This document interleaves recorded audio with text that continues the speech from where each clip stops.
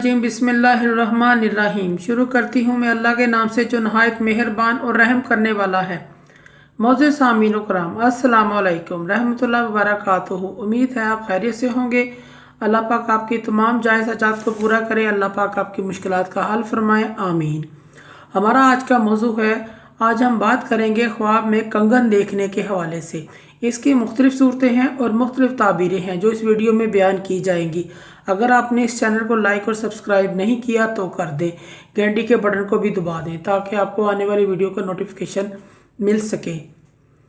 ख्वाब में कंगन देखना, पहनना, अगर मर्द देखे तो गम और दुख की अलामत है। अगर औरत देखे पहने हुए, इसकी शादी होने की अलामत है। अगर वह पहले से शादीशुदा है तो कोई और खुशी मिलने की अलामत है।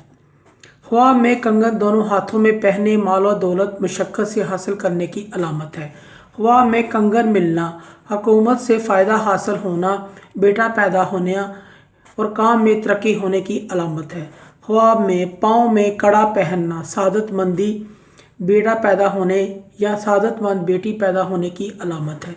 ख्वाब में चांदी का कड़ा देखना, इसका गम और दुख कम होगा।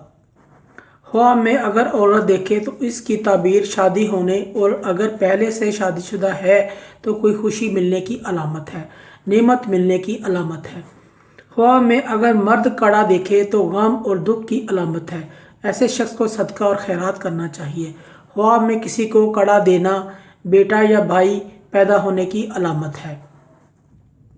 ख्वाब में कड़ा देते अगर औरत देखे तो शादी होने की अलामत है और पहले शादीशुदा है तो कोई और खुशी मिलने की अलामत है।